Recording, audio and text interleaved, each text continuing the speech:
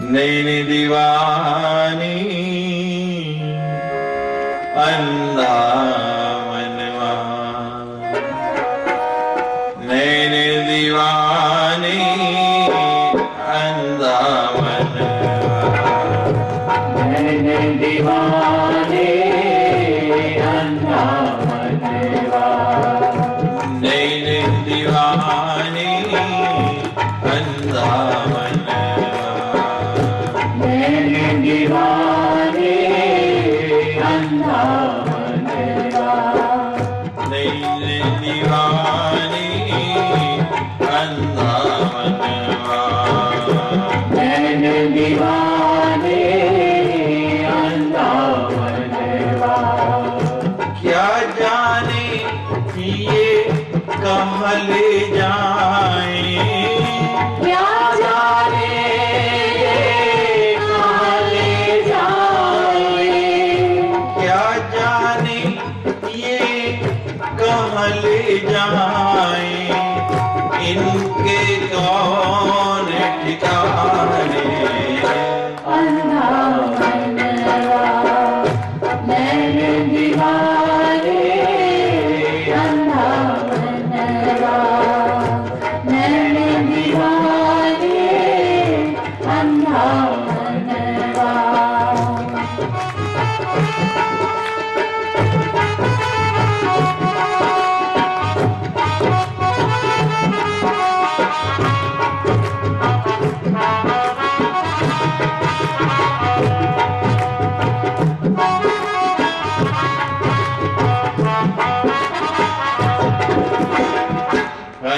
रंग रंग चुनरी ओढ़ के ठगरी, पंज रंग चुनरी ओढ़ के ठगरी, छम छम नाचे माया ओ प्यारी, शम शम नाचे माया ओ प्यारे, शम शम नाचे माया।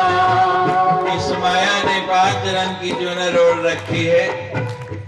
कौन कौन से 5 रंग है इस चुनरी में? काम, क्रोध, लोभ, मोह और अहंकार। इस माया जाल से बचना बड़ा ही कठिन है, बहुत मुश्किल है। ऐसा रिझाती है नृत्य के द्वारा जैसे हमारे बाबा जी मुझे भी रिझा लेते। पंज रंग चुनरी ओढ़ के ठगरी, पंज रंग चुनरी ओढ़ के ठगरी, चम चम नाची माया, शम शम नाचे माया ओ प्यारे, शम शम नाचे माया। काम क्रोध मद लोभ मोह ने, काम क्रोध मद लोभ मोह ने, काम क्रोध मद लोभ मोह ने, सबको है भरमाया। अंधा मनवा, नैन दीवानी अंधा मनवा, नैन दीवानी अंधा मनवा। क्या जाने ये कहाँ ले जाए, क्या जाने कहाँ ले जाए, इनके कौन ठिकाने। अंधा मनवा, नैन दीवानी अंधा मनवा।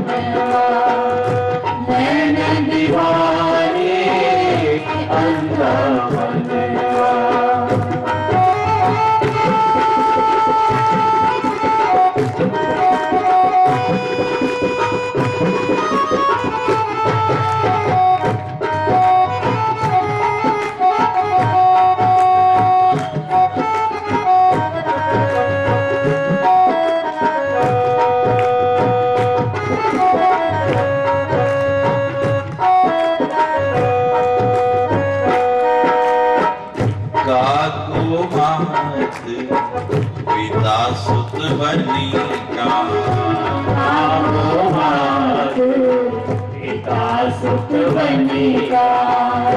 तू काहे को भाइयो पगले, तू काहे को भाई ओ पगले को भाई। कौन माँ कौन पिता, कौन बेटा, कौन पत्नी, कौन बहन। कोर्टों में देखो जाके रोज कितने झगड़े हैं, और हमारे पास भी कितने लोग रोज आते हैं।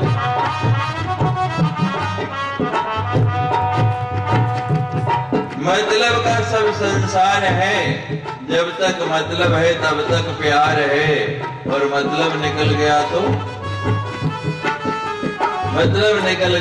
पहचानते नहीं, और यूं जा रहे हैं जैसे हमें जानते नहीं।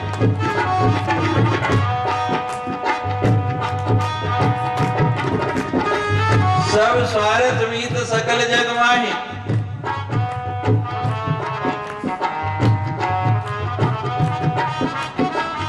सच्चा नाता किससे है? जिन बेटों के लिए, जिन संतान के लिए मरते फिरते हो, आज वो समय आ गया है कि अपने दादा का नाम भी बहुत कम लोगों को पता है, पर दादा का नाम तो बड़ी मुश्किल है। यानी जहां 3 पीढ़ी भी नाम नहीं चल रहा।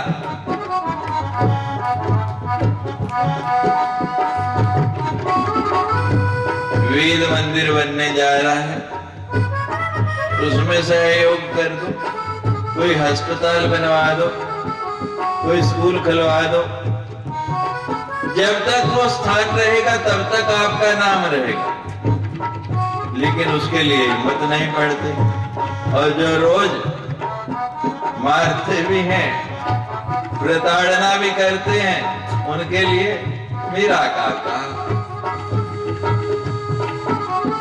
हमने महाराज प्रत्यक्ष उदाहरण देखा है, मेरा काका क्या होता है बता दें आपको। एक व्यक्ति नई नई गाड़ी लाए,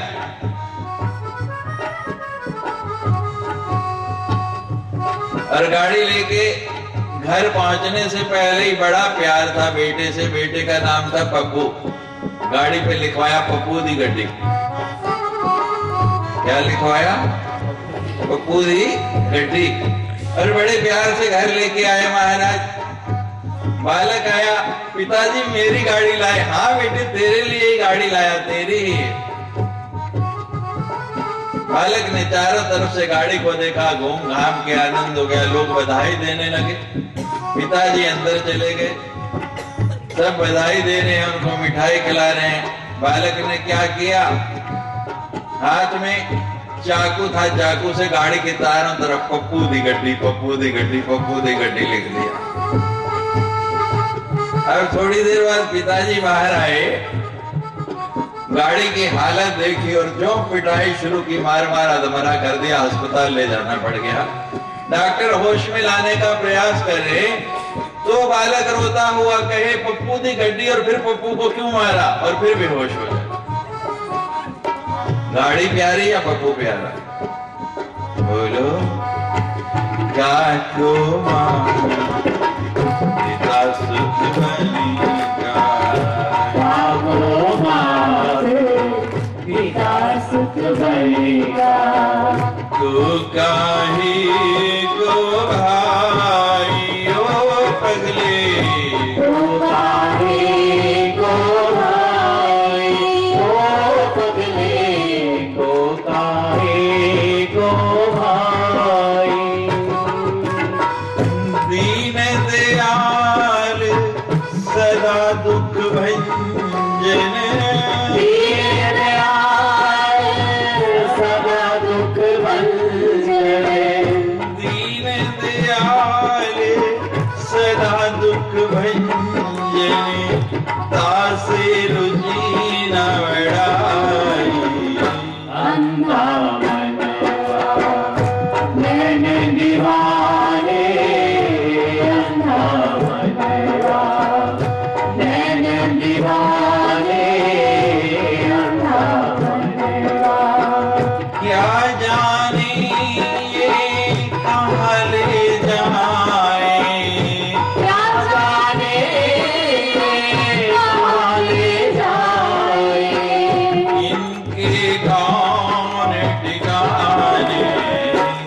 अंधा मनवा नैन दीवाने अंधा मनवा नैन दीवाने अंधा मनवा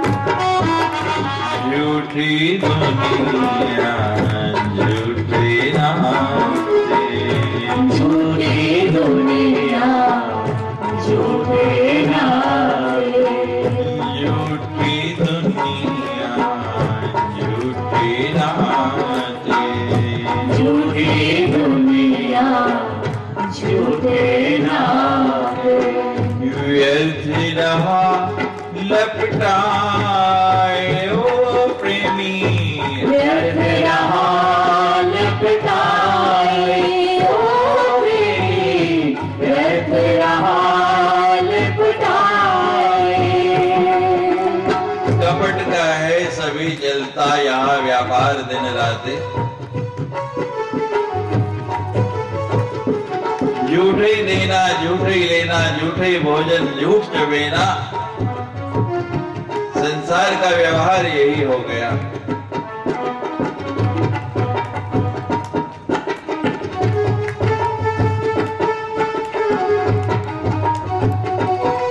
साम्राज्य हो गया। गली में अगर कोई वस्तु सबसे ज्यादा बढ़े तो क्या बढ़ा? सत्य एक कदम चलता है तो झूठ 100 कदम चलता है। पिछले साल की घटना है, आप लोगों ने भी शायद समाचार पत्रों में पढ़ा होगा। जम्मू कश्मीर सरकार के एक मंत्री को दूसरे मंत्री का टेलीफोन आया कि मैंने आपको कोई काम कहा था भाई। कहने लगे मैं दिल्ली में हूं, वापस आते ही कर दूंगा।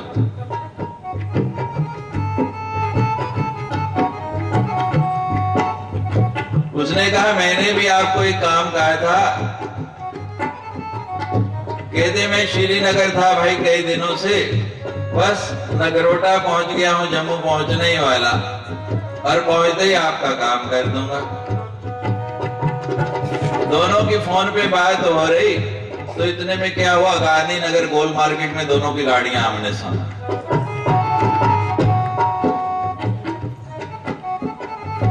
अब क्या कहें? झूठ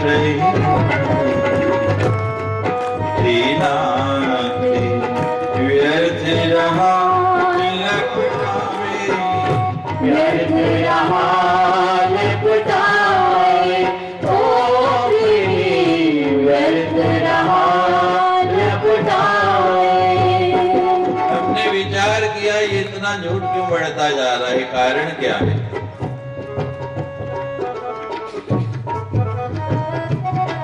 झूठे संसार से हमारी प्रीति हो गई, जो सच्ची सरकार है उससे हम विमुख हो गए, और जैसे जैसे उससे जितने विमुख होंगे, सत्य क्या है? भगवान का नाम।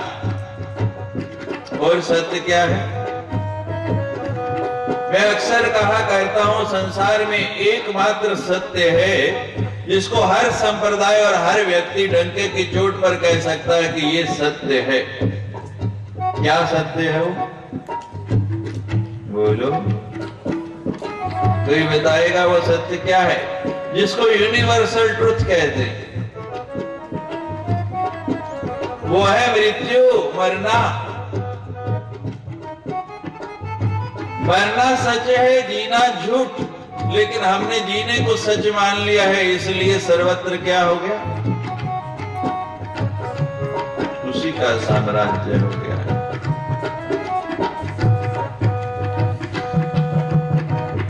झूठी दुनिया झूठे नाते झूठी की दुनिया झूठे नामे, व्यर्थ रहा है लपटाए ओ प्यारी, व्यर्थ रहा लपटाए ओ प्यारे, व्यर्थ रहा लपटाए। तोड़ के जग के झूठे बंधन, तोड़ के जग के झूठे बंधन, हंस अकेला जाए, अंधा बनवा नैन दीवाने, अंधा बनवा नैन दीवाने, अंधा बनवा। क्या जाने ये कहाँ ले जाए, क्या जाने ये कहाँ ले जाए, इनके कौन ठिकाने, नैन दीवाने, अंधा बनवा नैन दीवाने, अंधा बनवा।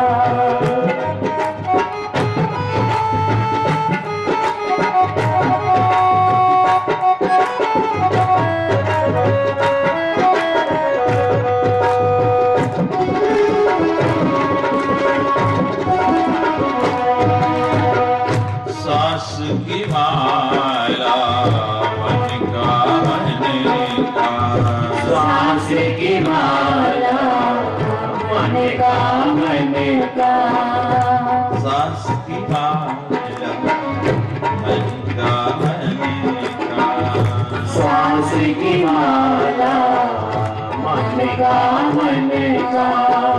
माला फेरते हैं, माला फेरे तो जुग भया और फिरा न मन का फेर, कर का मन का डार दे और मन का बड़ा सोच समझ के इसका नाम रखा है मन का, मन का यानी मन का। फेरते हैं कभी माला, जो फेरते हैं हाथ खड़े कर, कितने लोग हैं जो माला फेरते हैं? वाह, कैसे फेरते हैं? माला पूरी हो गई, सुमेरु आ गया, क्या करते हैं? माला फेर पलटते हैं। क्या जरूरत थी? सीधी भी चल सकते थे। ऐसे मन कम भागता है, माला फेरते हैं तो ज्यादा भागता है। सच्ची सच्ची बोलना होंदा है जो माला फेरी था, क्योंकि मन का है। जैसे जैसे ये मन का हम चलाते हैं, वैसे वैसे वो मन का भी चलता है। जितनी तेजी से इस मन के को घुमाते हैं, उतनी तेजी से वो मन का भी घूमता है, वो भी दौड़ता है।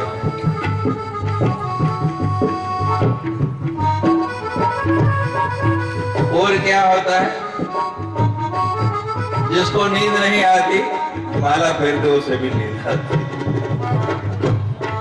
होता है ना, बहुत नींद आती, जन्म जन्म की नींद उस समय हो।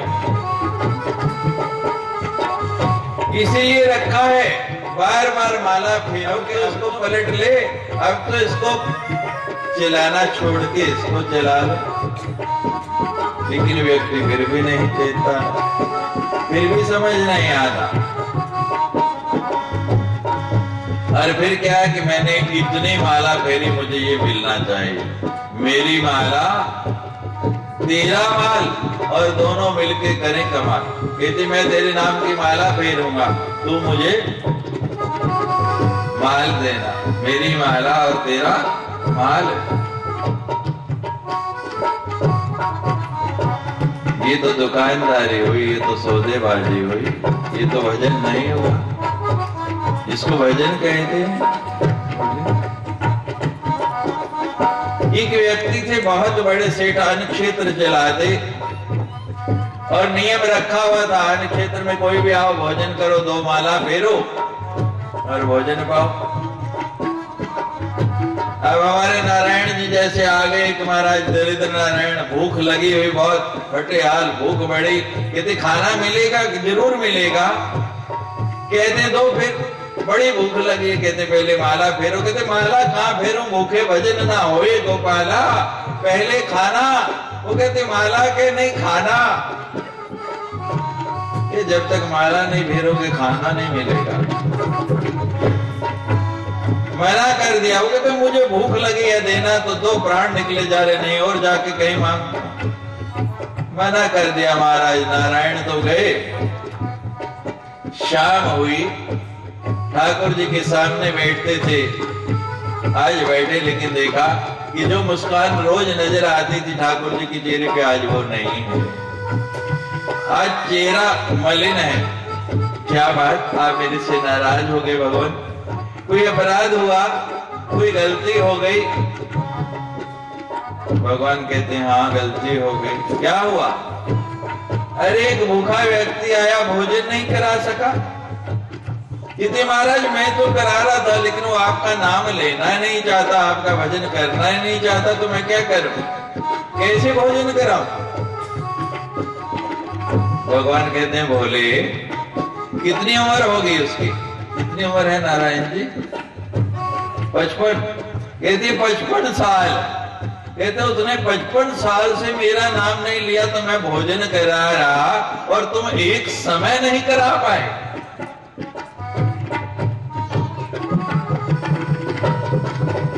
दिन हार कोई और है, दैवत है दिन रहन, और लोग भरम हम पे करे, तासे नीचे नहीं।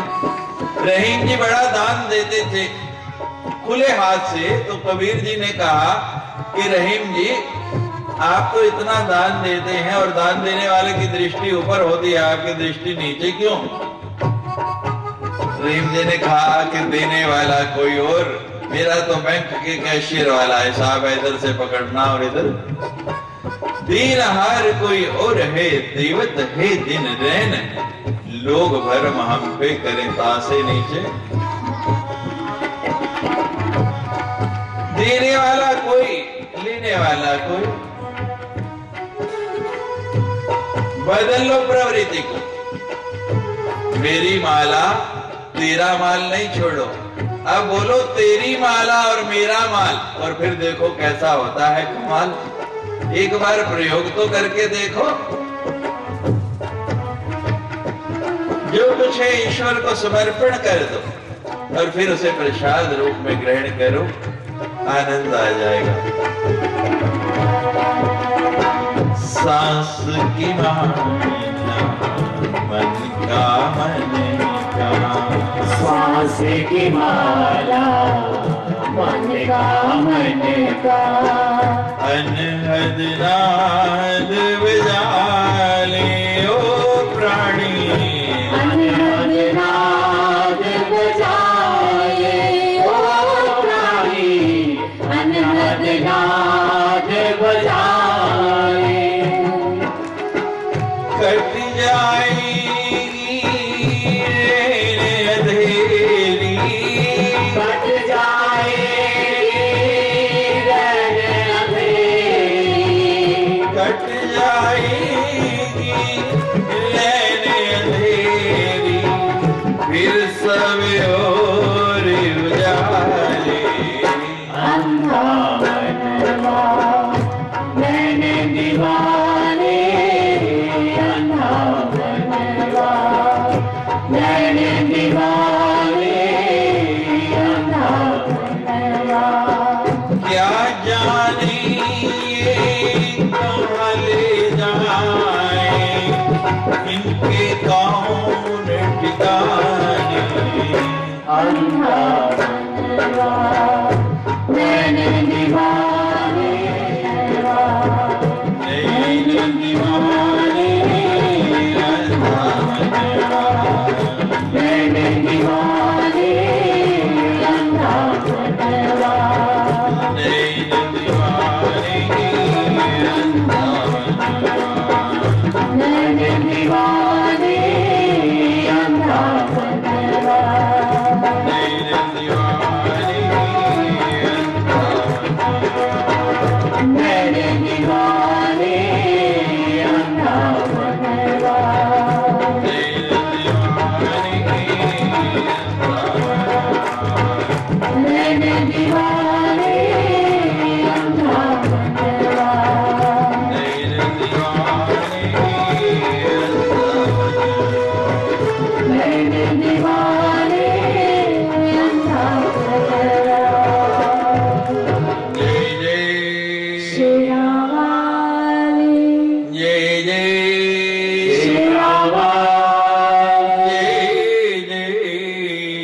शेरावाली माँ।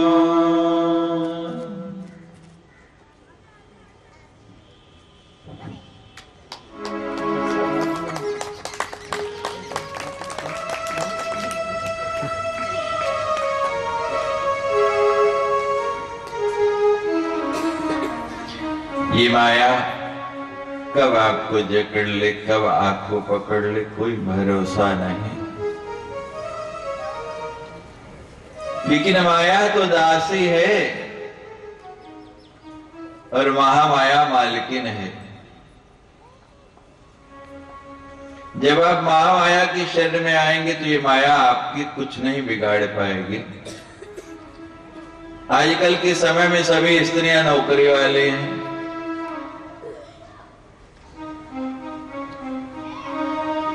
अब बच्चा हो गया, सासू जी भी पास में नहीं, दूर हैं,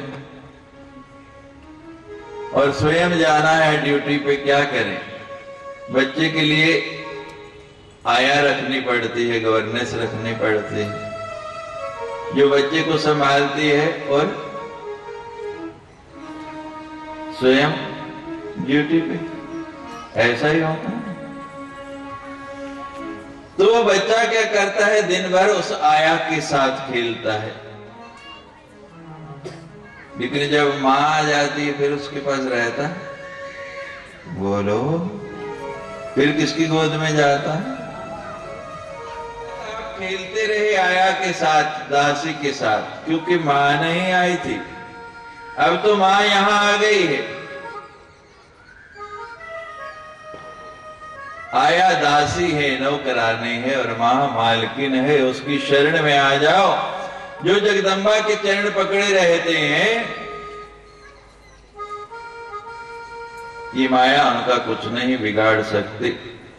पराशर मां की आराधना करने वाले पराशर के वेद व्यास,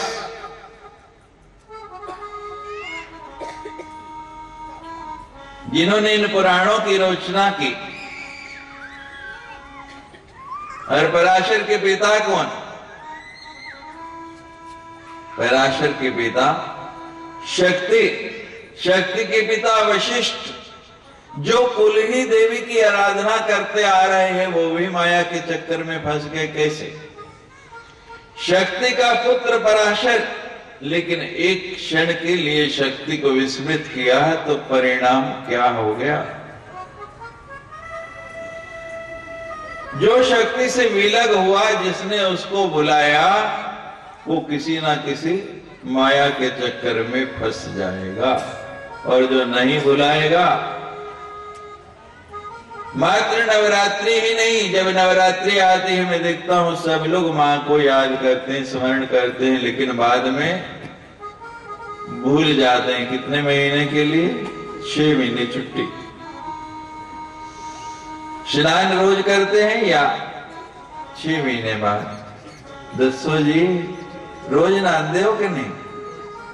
बोलो, रोज नहाते हो? क्यों? रोज गंदे हो जाते हैं। घर रोज साफ करते हैं, क्यों? रोज गंदा होता है। तो इसी प्रकार ये भी है, यहां भी यही स्थिति है, यहां भी यही परिणाम है। सत्यवती से संयोग हुआ, जो पुत्र हुआ उसका नाम रखा गया महर्षि वेद व्यास। उधर गंगा चली गई, लेकिन मन नहीं लगता। शांतनु एक दिन नदी किनारे आए तो देखते हैं मल्लाह की दास राज की कन्या बड़ी सुंदर। अब ऋषि का संयोग हुआ है, मत्स्य गंधा से क्या हो गई? योजन गंधा। ऋषि का रूप आ गया, वो लावण्य आ गया।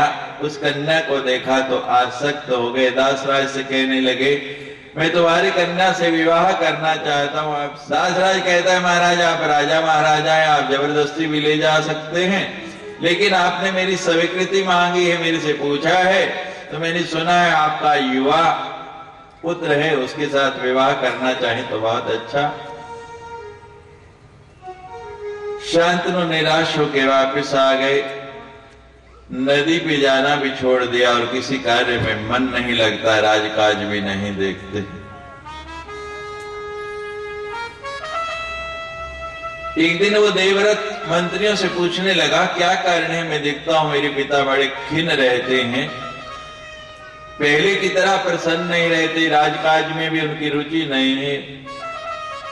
तो मंत्रियों ने बताया कि तुम्हारे पिता गए थे दासराज के पास उनकी कन्या के लिए और उन्होंने इनकार कर दिया। उस दिन से तुम्हारे पिता का मन ठीक नहीं। तो वो देवव्रत ने कुछ मंत्री साथ लिया और पहुंच गया उसी स्थान पर दासराज के यहां और जाके कहने लगा कि दासराज, नियम तो ये है कि पिता पुत्र के लिए कन्या मांगने आता है, लेकिन यहाँ विपरीत स्थिति है। यहाँ लिखा है देवी भागवत में कि उस पुत्र को धिक्कार है जो अपने पिता का हित साधन नहीं कर सकता। और ये तो सारी कथा ही इसी बात की है कि जन्मेजय अपने पितरों की, परीक्षित की मुक्ति के लिए इस कथा को करवा रहे हैं। परीक्षित ने श्रीमद् भागवत कराई तो अपनी मुक्ति के लिए, स्वयं के मोक्ष के लिए, लेकिन जन्मेजय श्रीमद् देवी भागवत किसके लिए करा रहे हैं? अपने पितरों के मोक्ष के लिए। सारे का सारा देवी भागवत यही सिखाता है कि अपने माता पिता का, अपने पूर्वजों का, अपने पितरों का सत्कार करना सीखो, जिनके कारण हम इस संसार में आ पाए, जिनके कारण हमको ये लोक देखने को मिला, उनका कितना बड़ा ऋण है हमारे ऊपर।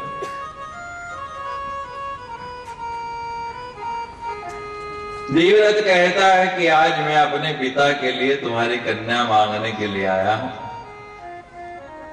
दासराज कहता है, मेरा वही उत्तर है जो मैंने तुम्हारे पिता को दिया, पत्नी बना के ले जाना चाहो तो सहर्ष ले जा सकते हो।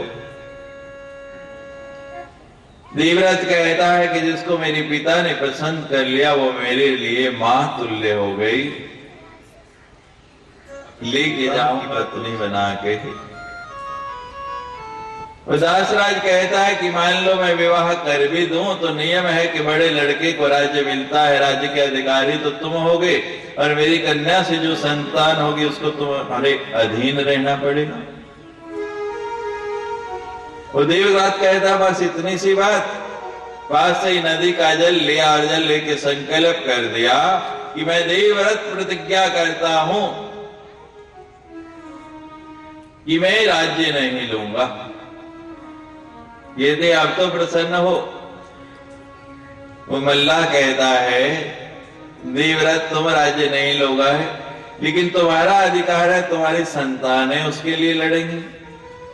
उन्हें हाथ में जल लिया कि तुम्हें मेरे से खतरा था, मेरी संतानों से भय है, तो मैं संकल्प करता हूं कि आजीवन विवाह ही नहीं करूंगा। ऐसी भीषण प्रतिज्ञा की देवव्रत से बदल के नाम हो गया भीष्म।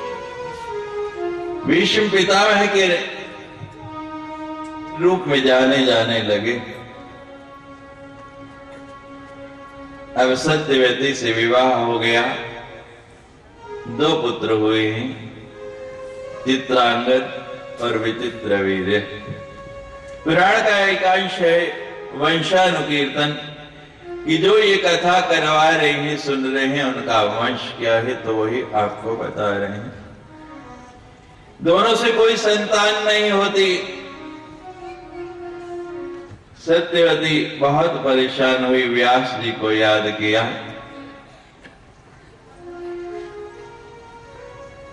वही पुत्र जो ऋषि के संयोग से हुए, वेद व्यास जी आए। वंश आगे बढ़ रहा है।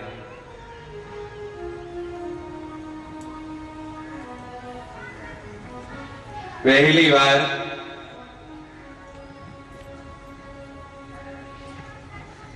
नेत्रों पे पट्टी बांध के गई, पुत्र हुआ अंधा, नाम पड़ा धृतराष्ट्र। दूसरी बार पूरे शरीर पर चंदन का लेप किया, उस संयोग से जो पुत्र हुआ उसका नाम पड़ा पीलिया रोग से ग्रसित पांडु। तीसरी बार दासी को भेजा गया, निर्लज्ज होकर दासी गई। महात्मा विदुर का जन्म। धृतराष्ट्र के दो विवाह हुए हैं, एक गंधारी से और एक वेश्या से। गंधारी से 100 पुत्र उत्पन्न हुए, वेश्या से 1 पुत्र उत्पन्न हुआ। पांडु को कोई संतान नहीं हो रही। श्राप है कि पत्नी का स्पर्श करेगा, उसी समय परिणाम क्या होगा? मृत्यु हो जाएगी। कुंती बड़ी चिंतित है कि वंश आगे कैसे बढ़े, परिवार आगे कैसे बढ़े, क्या किया जाए। पहले दिन की कथा में आपको बताया था, सूर्य की उपासना 2 लोगों ने की, एक 17 ने और एक कुंती ने।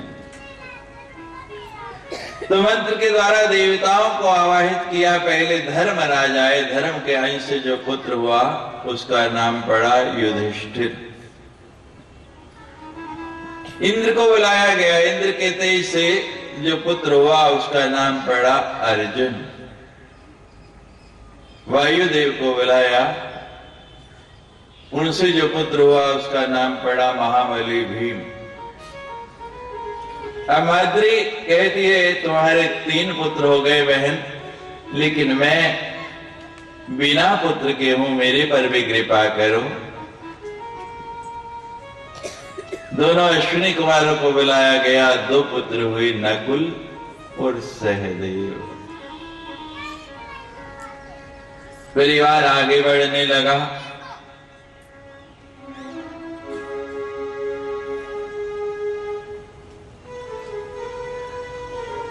धृतराष्ट्र के पुत्र कौरव कहलाए और पांडव के पुत्र पांडव कहलाए। दोनों के वंश अलग अलग हो गए। लोग शंका करते हैं कि पांडव क्यों कहे गए। अभी अभी आपको बताया कि पांडु के जो पुत्र हुए हैं उनसे नहीं, देवताओं के अंश से हुए, इसलिए यहां परिवर्तन आ गया, वो पांडु कहलाए।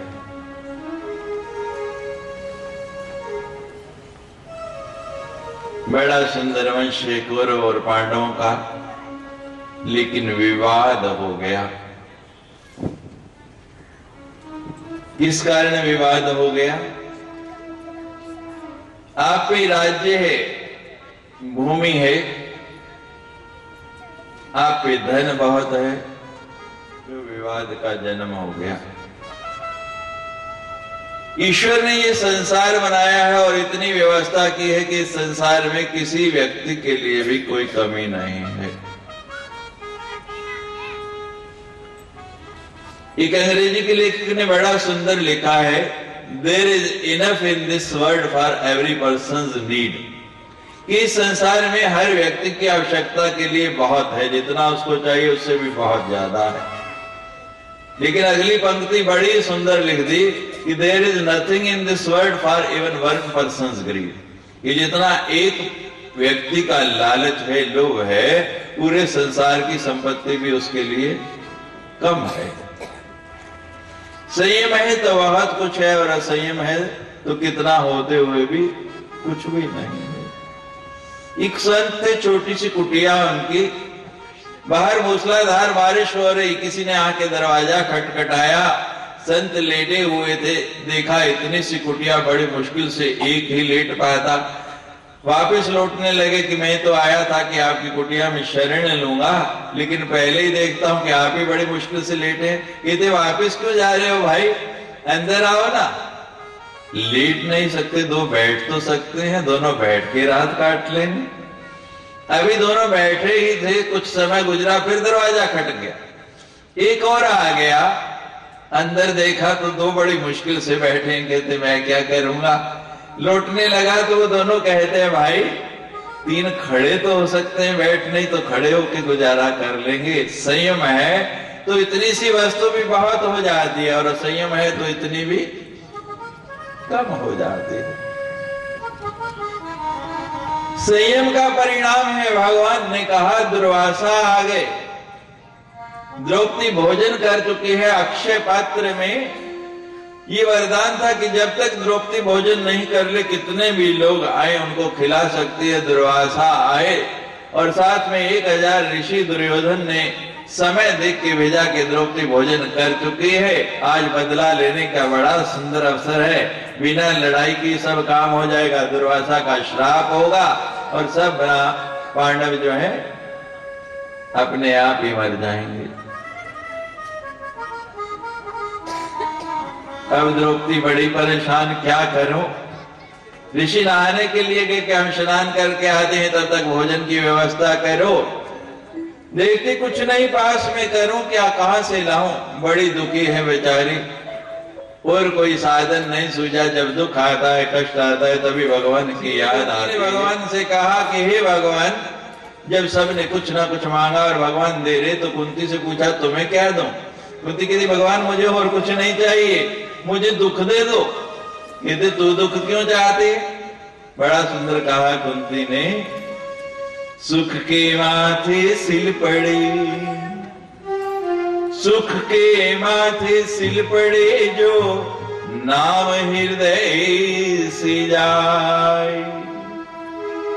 सुख की माथे सिल पड़े, जो नाम हृदय से जाए। और बलिहारी उस दुख की, जो पल पल नाम रटाए। कि भगवान आपका सिमरन तो दुख में ही होता है, आपका नाम तो दुख में ही लिया जाता है, और मैं आपके नाम को भूलना नहीं चाहती, इसलिए मुझे सुख नहीं, क्या दे दो, दुख।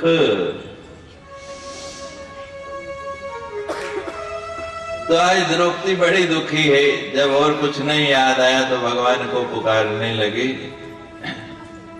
और भगवान आए दौड़े हुए और आके कहते हैं, द्रौपदी बड़ी भूख लगी है, दौड़ा दौड़ा आ रहा, तूने पुकारा, थाली रखी थी, भोजन में नहीं खाया, छोड़ के आ गया, पहले खाना खिला फिर बात करेंगे। कहते भगवान खाने के तो लाले पड़े हैं, खाने के पीछे ही आपको बुलाया। दुर्वासा आ गए 1000 ऋषियों को लेके और मैं खाना खा चुकी, मुझे तो उन्होंने चारों खाने चित कर दिया, वो खाना कहां से लाऊं। आप ही कृपा कीजिए, आप ही साधन कीजिए, तभी कोई व्यवस्था होगी। भगवान कहते बातें मत कर, भूख लगी है, खाना ला, तेरे पास तो अक्षय पात्र है, लाना, उसको मैं खाना खाऊं।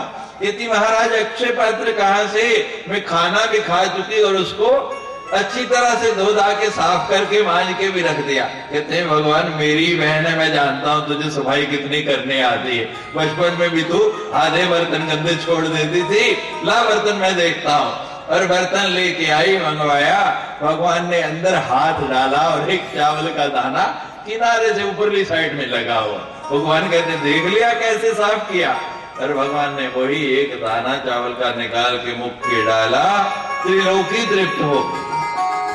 दुर्वासा क्या, त्रिलोकी तृप्त हो गई। अब दुर्वासा को कहते हैं भोजन, कहते पेट भरा है, फिर किसी दिन बड़ी सुंदर ये कथा आगे बढ़ रही है। इसी वंश में आगे परीक्षित हुए, बड़े ही धार्मिक राजा, बड़े धर्मपूर्वक राज्य काज चला रहे हैं। द्वापर का अंतिम चरण, कली का प्रवेश होने वाला, कली आ गया और आके शरण मांगने लगा।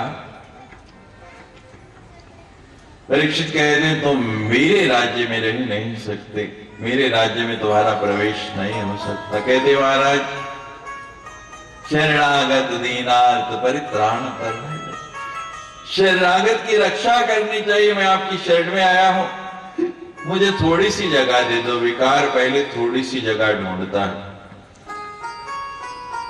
सांप होता है, बड़ा छोटा सा छिद्र चाहिए, उसका मुंह चला जाए, बाकी शरीर कितना भी बड़ा वो अपने आप निकाल लेता है।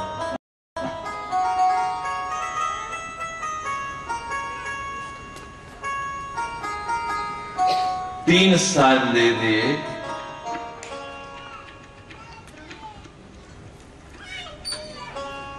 जहां जुआ खेला जाता है, जहां शराब पी जाते हैं, जहां विषय का मन होता है।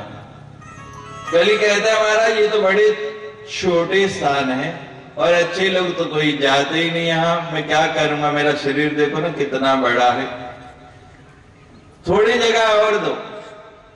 दे दिया कि जो अन्याय से कमाया हुआ स्वर्ण है उसमें भी। कली रहने लगा। एक दिन घटना घट गई। परीक्षित ने शिकार पे जा रहा था, अपने पूर्वजों का कक्ष खोला और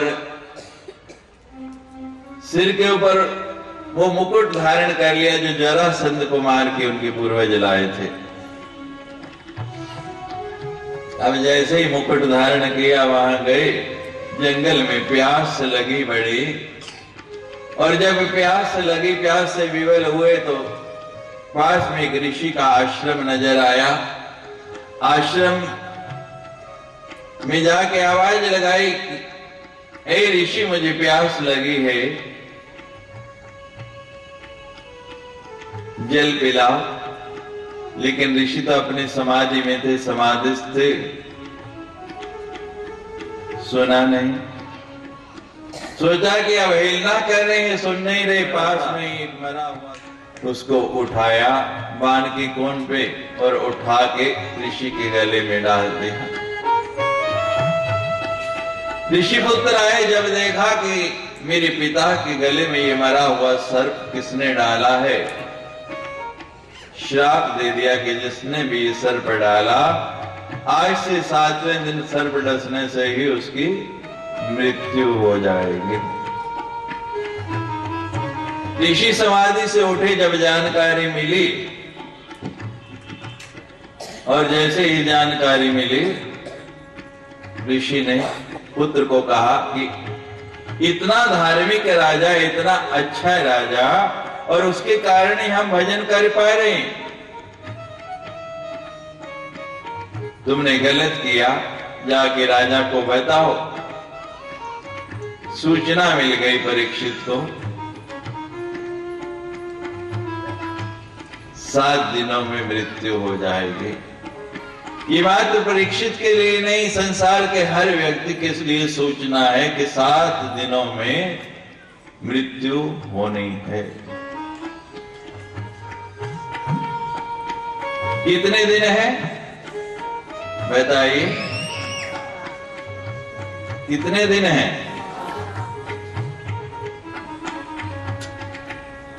आपकी किसी के यहाँ 8 होते हो, 9 होते हो, बता दो मुझे। रविवार से लेके सोमवार तक कुल कितने दिन बोलो? 7। हर व्यक्ति के जीवन में ये 7 ही दिन है, 8वां है ही नहीं। जो चेत गया वो चेत गया।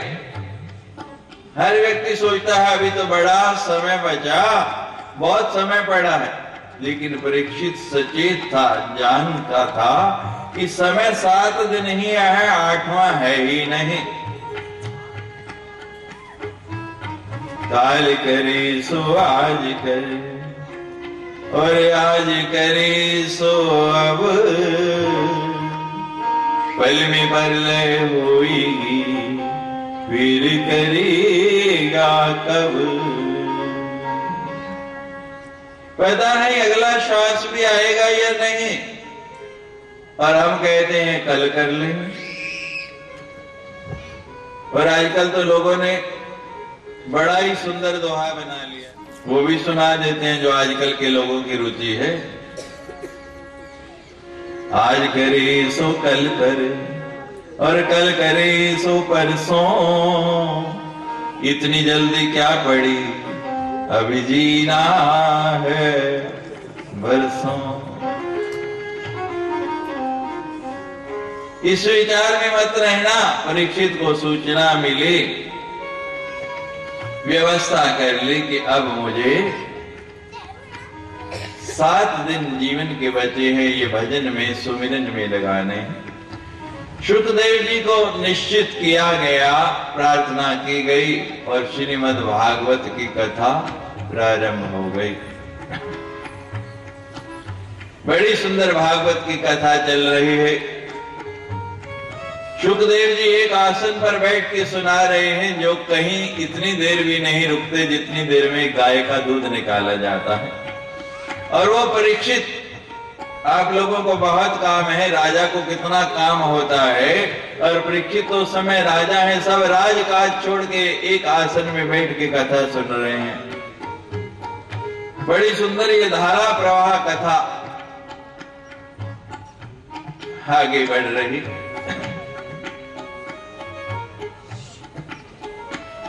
6 दिन बीत गए, कथा सुनते सुनते कितने दिन गए?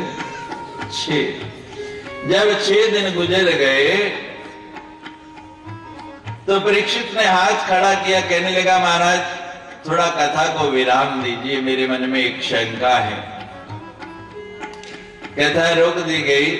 शुकदेव जी कहते हैं बोलो परीक्षित क्या शंका है?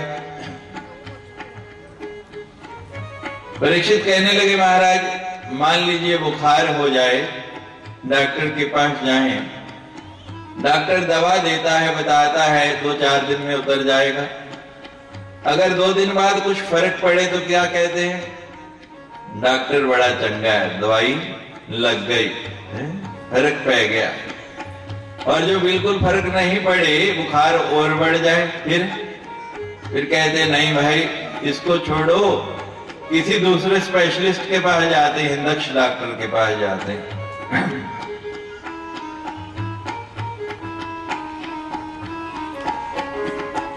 अब शुकदेव जी तो शुकदेव है महाराज, कहते हैं परीक्षित मैं समझ गया तुम क्या भागवत की कथा को विराम देते हैं, मैं तुम्हें एक दूसरी कथा सुनाता हूं। एक राजा की कथा मुझे याद आ रही, तुम्हें वो सुनाता हूं।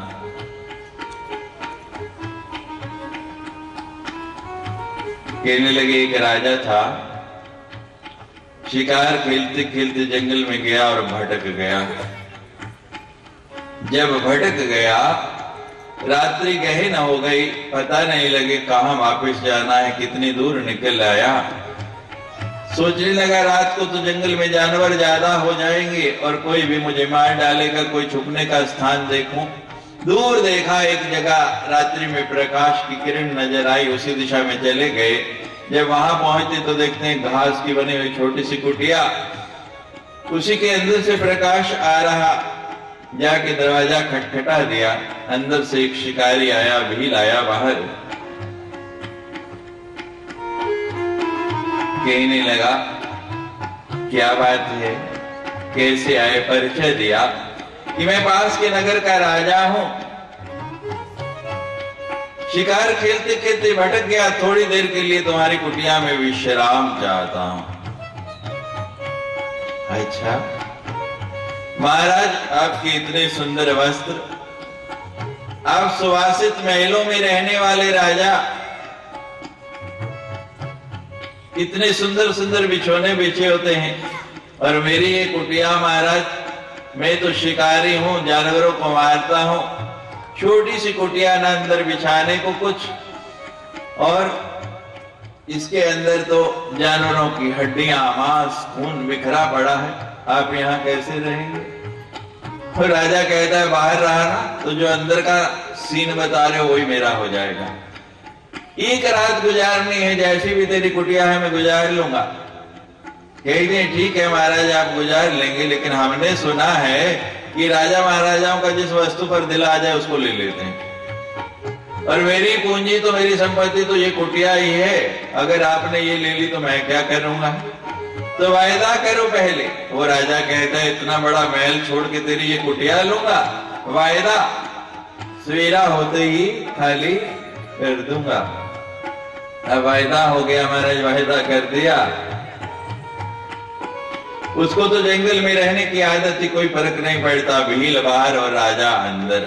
धीरे धीरे रात गई, सवेरा हुआ, भील ने आवाज लगाई महाराज उठो सवेरा हो गया, अंदर से कोई आवाज नहीं आई। कहते महाराज हम तो रोज काम करने वाले हैं, ताजा कमाना ताजा खाना, राजा लोग हैं देर से उठते होंगे, आजकल तो सारे ही राजा हैं, सभी देर से सोते हैं और देर से सवेरे उठना बड़ा मुश्किल लगता है। क्यों? परिवार में एक सदस्य की बढ़ोतरी हो गई और उसका इतना काम रहता है कि वो पूरा ही नहीं होता। दिन में देखो, सवेरे देखो, दोपहर को देखो, शाम को देखो, और रात को भी 12-12 बजे तक उसको रोटी खिलानी पड़ती है। बीवी के साथ साथ एक टीवी भी आ गया है, और पहले घर में एक होता था, आजकल हर कमरे में एक है। उससे फुर्सत मिली तो समय से सोएंगे ना, समय से सोएंगे तो समय से उठेंगे। बड़ा औखा काम है। थोड़ी देर बाद फिर आवाज देता है, बार बार आवाज देता है, लेकिन अंदर से हूं हां करके वो राजा बाहर आता नहीं,